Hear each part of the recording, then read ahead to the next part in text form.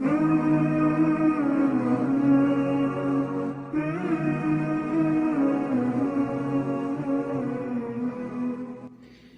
اللہ الرحمن الرحیم۔ حضرت ابراہیم علیہ السلام اور حضرت اسماعیل علیہ السلام نے جب خانہ کعبہ کی تعمیر کی تو حضرت ابراہیم علیہ السلام نے خانہ کعبہ اور زمزم کی جو تولیت تھی وہ اپنے بیٹے حضرت اسماعیل علیہ السلام کو دے دی اور ان کو خانہ کعبہ اور زمزم کا متولی بنا دی۔ حضرت اسماعیل علیہ السلام کی وفات کے بعد بھی حضرت اسماعیل علیہ السلام کے اولاد میں ہی یہ تولیت رہی اور وہی خانہ کعبہ اور زمزم کے متولی رہے۔ بنو جرہم جو یمن کے قبیلہ تھا، یہ لوگ یمن سے آ کر مکہ میں آباد شروع ہو گئے۔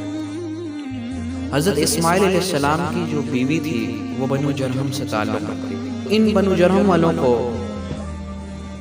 اقتدار کی جنگ انہوں نے شروع کی کہ اب خانہ کعبہ اور زمزم کی تولیت ہمیں ملنی چاہیے، نہ کہ آل اسماعیل کی۔ جو متولی ہوتا تھا خانہ کعبہ اور زمزم کا تو اس کی عزت بھی ہوتی تھی، لوگ اس کی عزت کرتے تھے کیونکہ خانہ کعبہ کی تعظیم تھی، لوگوں میں عزت تھی، لوگ دور دور سے آیا کرتے تھے، تحفے وغیرہ لایا کرتے تھے، خزانے بھی دیتے تھے۔ کعبہ اللہ بھرا پڑا ہوتا تھا، اندر سونے جوہرات سے بھرا پڑا رہتا تھا۔ تو ان لوگوں نے جنگ لڑی، اقتدار کی۔ اس وقت اسماعیل علیہ السلام کی اولادیں اتنی بڑھ چکی تھی کہ مکہ بھی ان کے لیے چھوٹا پڑ گیا، تو اس لیے وہ مکہ سے تھوڑا دور دور رہنے لگے، ان کی جگہ چھوٹی پڑ گئی اور اس طرح آل اسماعیل کی جو مرکزی طاقت تھی وہ ختم ہو گئی، اور اس طرح یہ جو بنو جرہم والے تھے ان لوگوں نے زمزم اور خانہ کعبہ کی تولیت اپنے ہاتھوں میں لی۔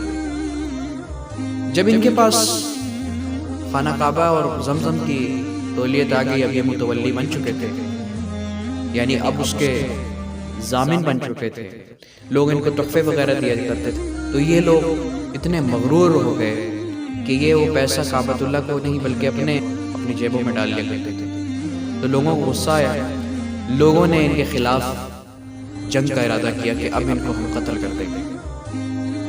تو بنو جرہم کو پتہ چلا تو وہ یمن کی طرف اب بھاگنے کا ارادہ رکھ چکے تھے۔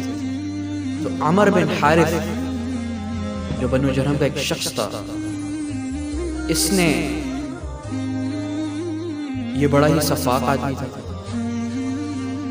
اور اسی کے ہاتھ میں اس وقت خانہ کعبہ کی تولیت تھی، اور یہ بہت سخت قسم کا سفاک، بدچلن اور مغرور اور حاسد آدمی تھا۔ تو اس نے مکہ چھوڑنے سے پہلے زمزم کے کنویں کے اندر، کعبہ کے اندر جتنا بھی خزانہ وغیرہ پڑا تھا سب اس کے اندر ڈالا اس حسد کی وجہ سے۔